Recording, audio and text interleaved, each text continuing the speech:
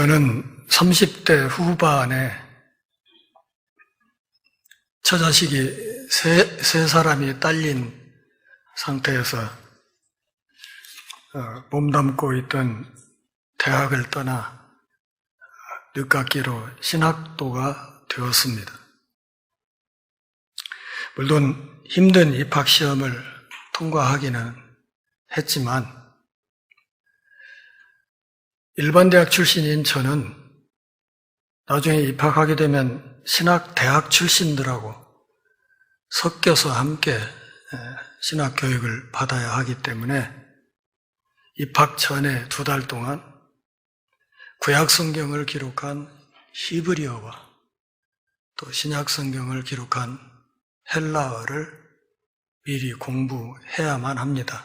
그렇지 않으면 신학대학원에 입학해서 함께 수업을 받기가 어렵습니다. 교수님들이 강의할 때 히브리어, 헬라어를 아주 자주 이야기하면서 강의를 진행하기 때문에 그렇습니다. 그래서 입학 전 2달 동안 한 달은 헬라어를 또 한 달은 히브리어를 그 어려운 언어를 한 달에 1개씩 끝내는 강행군을 하게 됩니다. 그래서 많은 사람들이 헬라어, 히브리어를 하고 나면 사람이 헬렐레해지고 또 희죽희죽 웃고 다닌다고 그렇게 농담을 할 정도입니다. 자랑하려는 것이 아니라 저는 학교 다닐 때 제가 잘할 수 있는 것이 공부밖에 없었습니다. 믿든 안 믿든 전교 1등을 밥 먹듯이 하고 살았습니다. 그런데 헬라어, 히브리어 공개 강좌를 들어가서 수업을 받는데 하루 수업을 마치고 오후부터 시작해서 그날 배웠던 것들을 복습하고 또 다음날 그 다음 진도를 나가고 이렇게 해야 되는데 밤을 꼬박 세워가지고 새벽 4시 정도까지 공부를 해도 전날 했던 것 복습이 끝나지 않습니다. 그리고 다음날 강의 전에 반드시 시험을 치릅니다. 전날 배웠던 것에 대해서 10점짜리 시험을 치르는데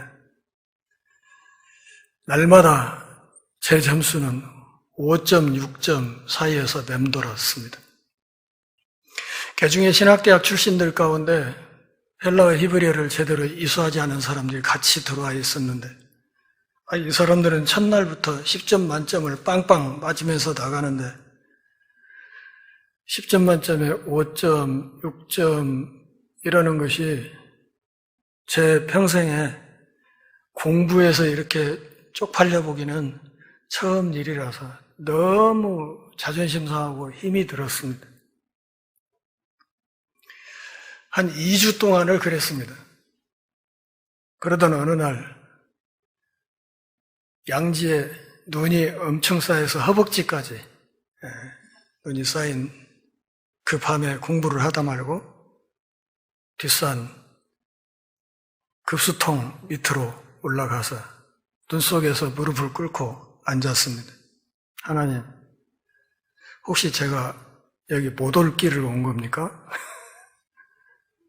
그리고 그냥 탄식 반, 하소연 반, 때를 쓰다시피 그렇게 기도를 한참 하는데 갑자기 빌립보서 1장 6절 말씀이 싹 떠오르는 거예요. 너희 안에 착한 일을 시작하신 이가 그리스도의 날까지 이루시리라 하는 말씀이 제 마음속에 떠오르는데 그 말씀을 저는 어떻게 해석했는가 하면 야, 이 친구야, 신학대학원 네가 들어온 줄 알아? 그거 내가 시작한 거야. 그러니까 내가 끝내줄 거야. 이런 하나님의 음성으로 저는 듣고 그리고 다시 기숙사로 내려와서 공부를 시작했습니다. 기적처럼 그 다음 날부터 저도 10점 만점 대열에 들어서기 시작했습니다. 제 개인적인 경험이지만 우리 신앙생활이 그렇지 않을까 늘 그렇게 생각합니다. 우리는 내가 열심히 있어서, 내가 성격이 순해서, 내가 마음이 부드러워서 복음을 그렇게 쉽게 받아들였고, 그렇게 해서 내가 신앙생활을 시작하게 되었고, 그리고 내가 열심히 있어서 오늘 또 예배당에 나왔고, 열심히 있어서 찬양하고 기도한다.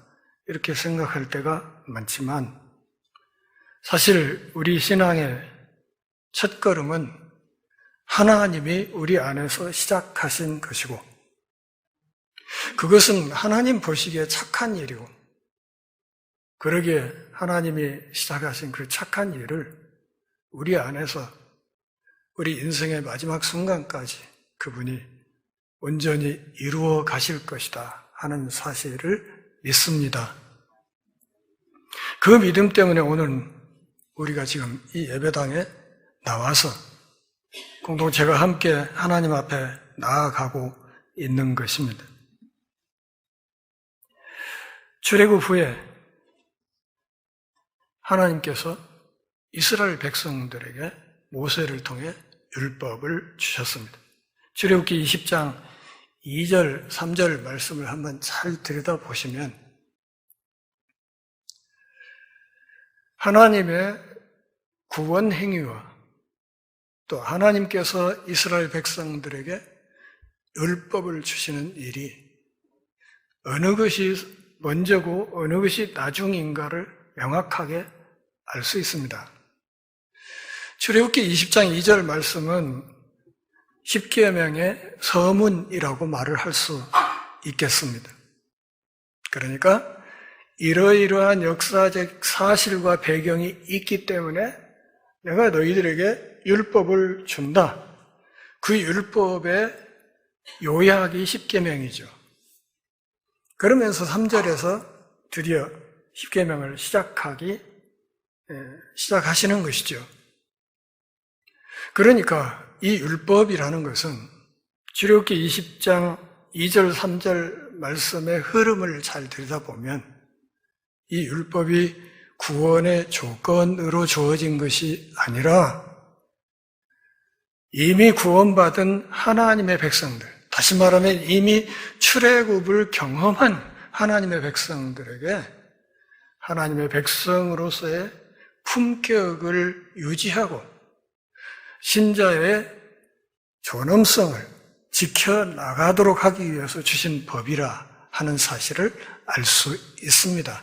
다시 말하면 이 율법이 구원의 조건으로 주어진 것이 아니고 구원받은 백성들의 삶의 방편으로 주어진 것이다 하는 사실을 이해해야 됩니다. 제가 마태복음 7장 12절 이 황금률 말씀을 짧은 한 절이지만 중요하기 때문에 2주에 걸쳐서 말씀드리겠다. 그렇게 말씀을 드렸고 지난주에 그 앞부분을 잠시 말씀을 드렸습니다. 이 황금률 이 말씀은 인간이 그대로 순종하기 불가능한 말씀이다.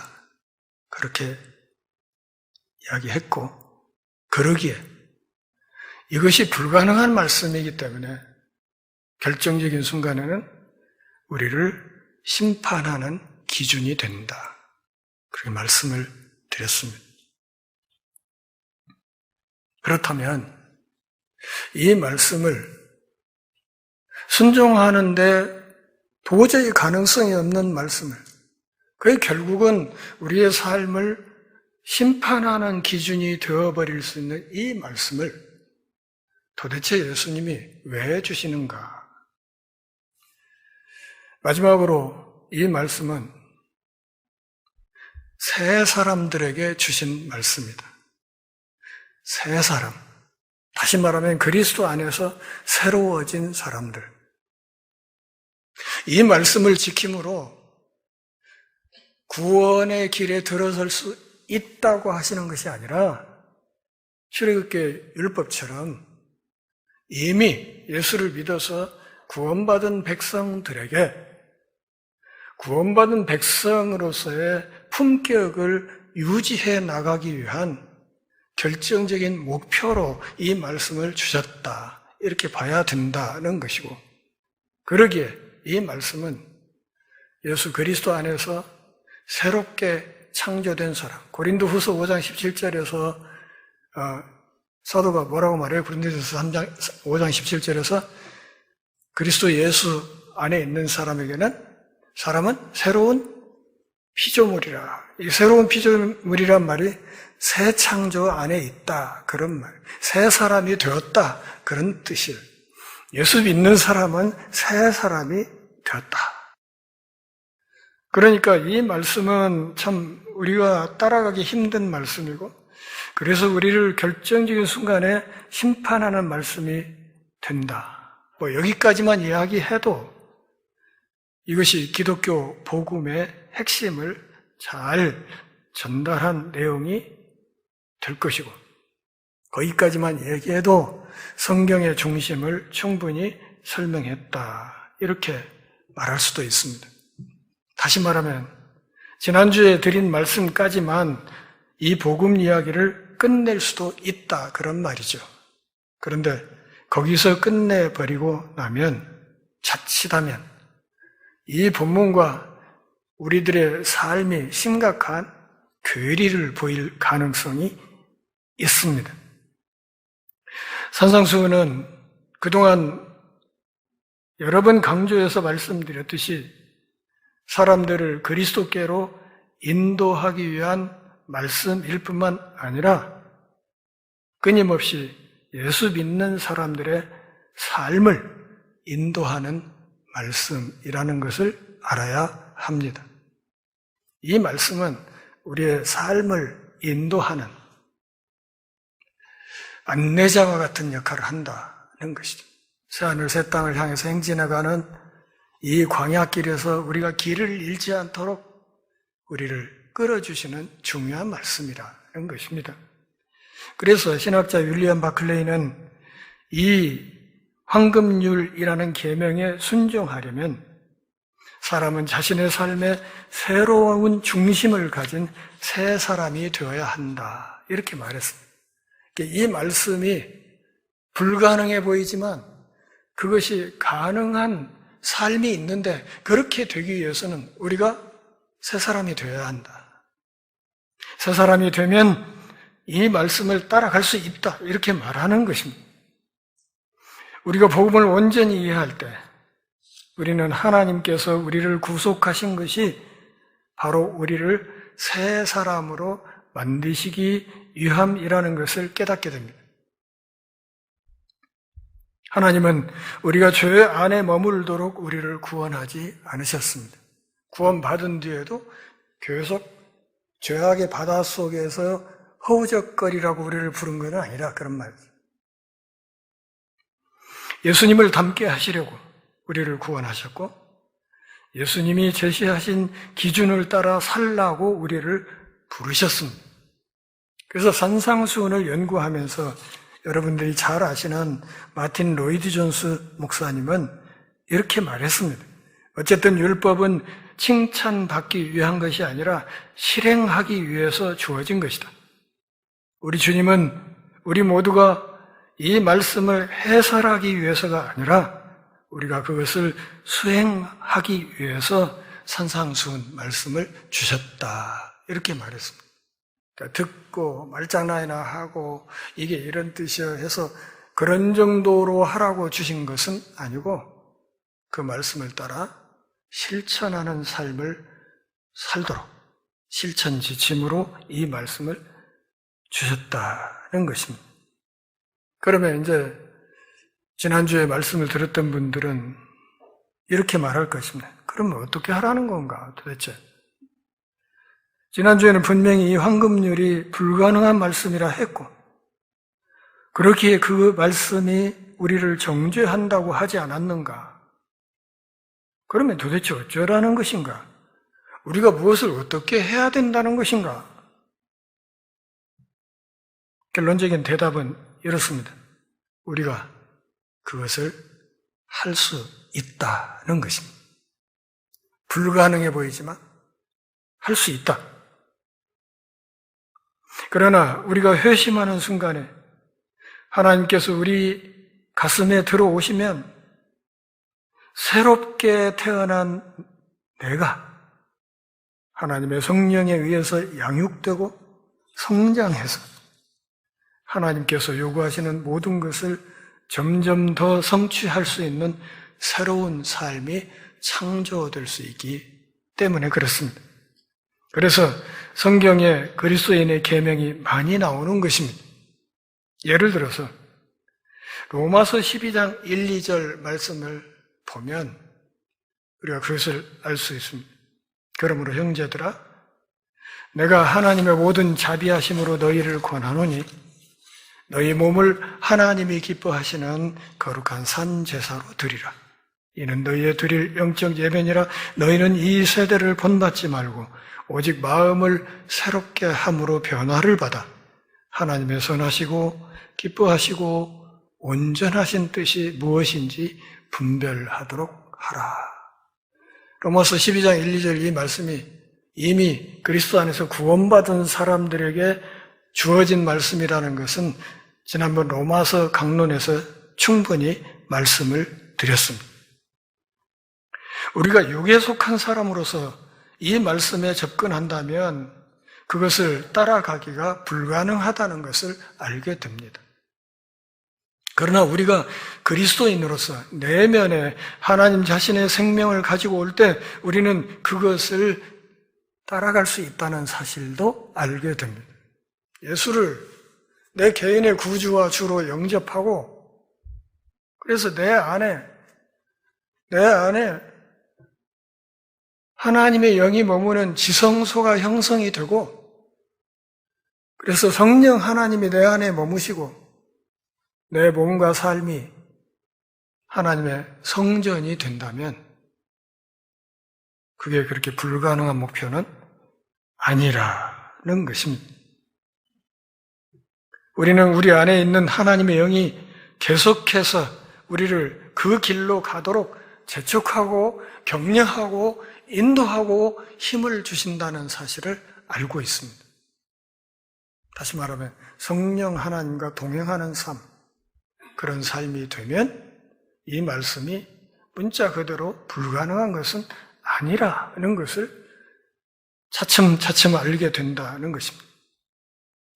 우리가 그 험난한 과정에 때로 실증나고 그래서 지금 이 자리에 주저앉아서 안주하기를 원한다 할지라도 그럼에도 하나님께서 성령 안에서 우리와 함께 이 발걸음을 계속해서 이루어 가시고 이미 우리 안에서 시작하신 그 착한 일을 마침내 온전하도록 이루어 주실 것이라는 사실도 사실입니다.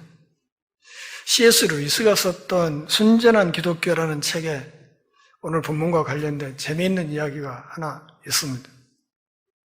책의 내용을 다 읽어드릴 수는 없고 그냥 내용을 정리해서 좀 말씀을 드리겠습니다. 어떤 어린아이가 하나 있습니다. 이 아이가 수시로 극심한 치통으로 고생을 합니다.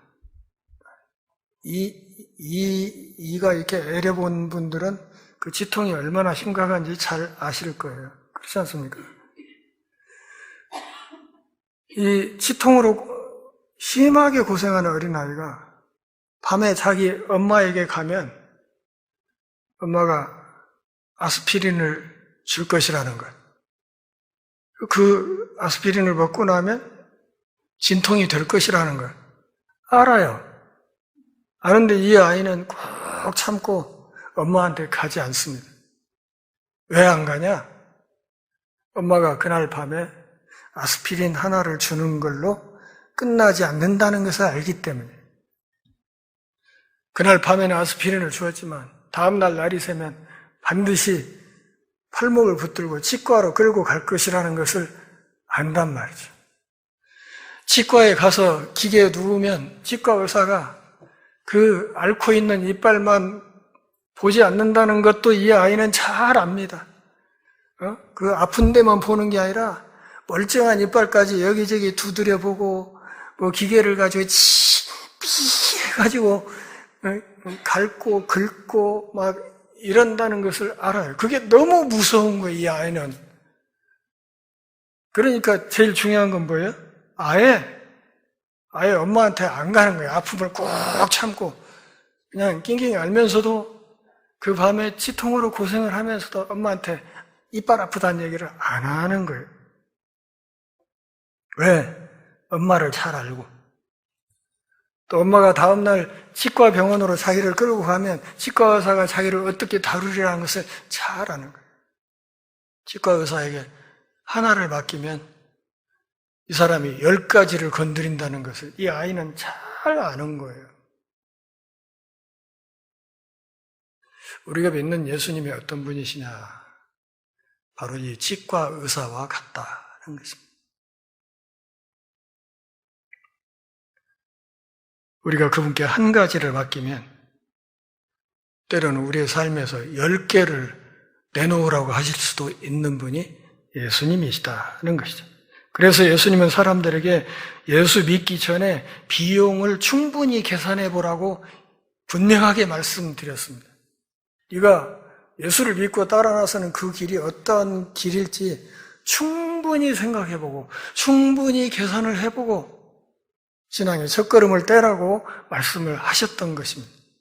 일을 시작만 해놓고 끝내지 못하면 그거 얼마나 망신이냐. 그러니까 충분히 생각하고 그리고 나를 구주로 그리고 주님으로 영접해서 믿음의 길을 나서라고 말씀하시는 것입니다. 다만 네가 나를 너의 구주와 주로 내 마음에 영접하기로 내 마음의 문을 열고 허락하기만 하면 내가 너를 완전하게 하겠다는 약속과 함께 우리를 부르시는 것입니다.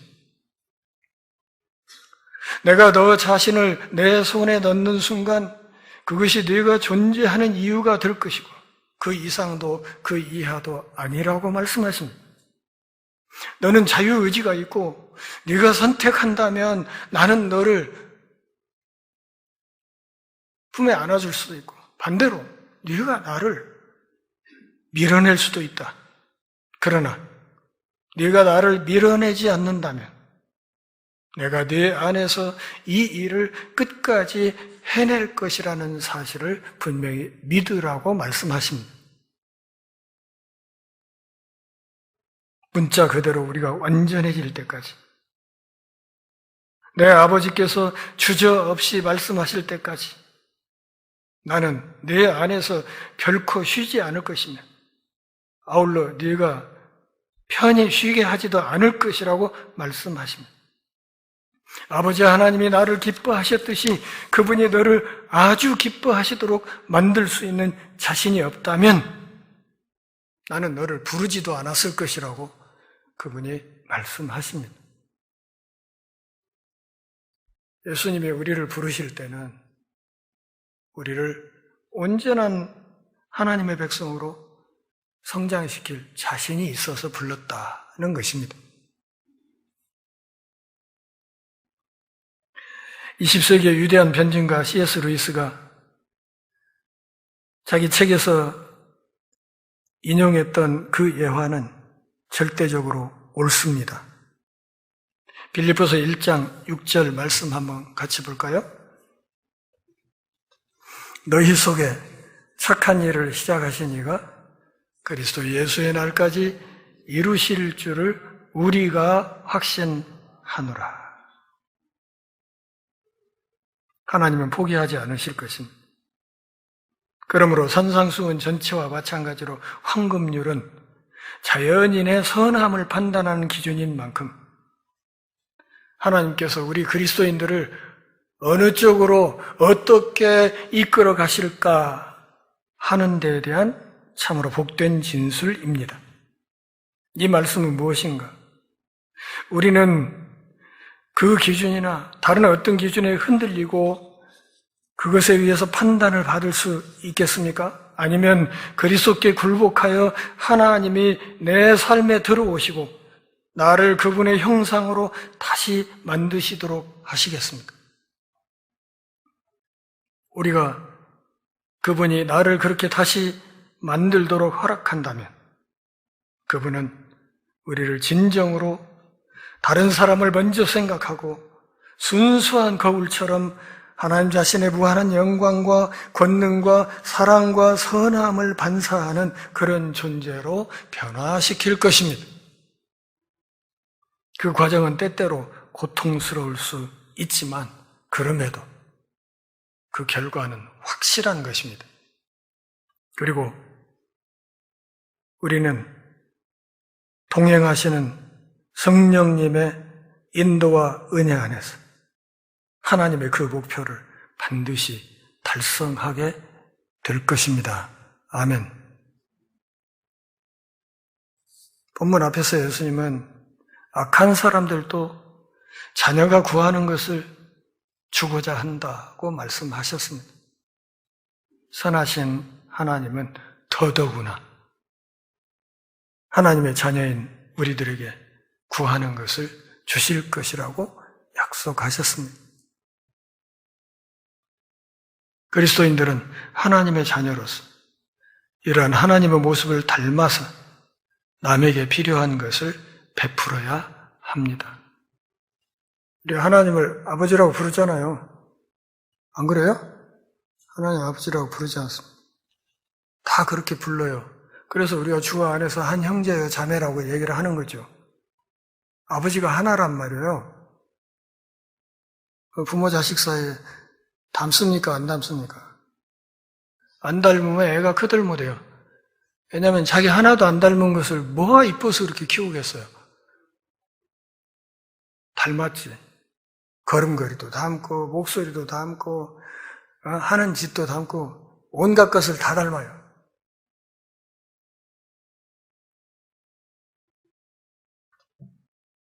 그리스도인들은 하나님의 자녀로서 이런 하나님의 모습을 닮아서 남에게 필요한 것을 베풀어야 합니다. 그러면 남이 우리에게 구하지 않아도 그들이 무엇을 구하고 있는지 어떻게 압니까? 어떻게 알 수 있다는 거예요? 오늘 본문 잘 보시라고요. 저 사람이 나에게 바라는 게 뭘까? 그것을 어떻게 알 수 있다는 거예요? 내가 그 사람에게 바라는 것이 무언가를 생각해 보면 그 답이 그냥 나온다는 거지.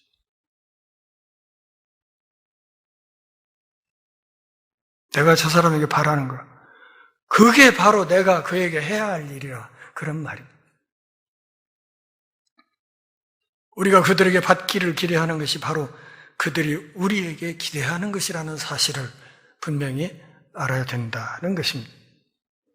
우리가 이웃에게 원하는 것을 이웃에게 베풀어 줄 때 우리는 이웃을 우리 자신처럼 사랑하게 됩니다.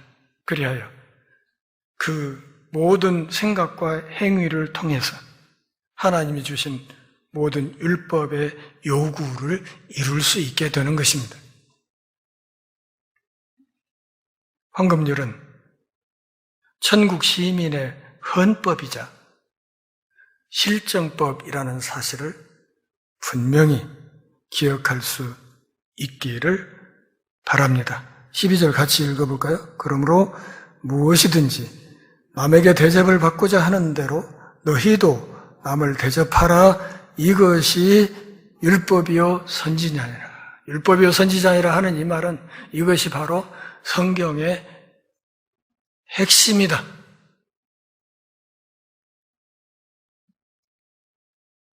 불가능해 보이는 이 길.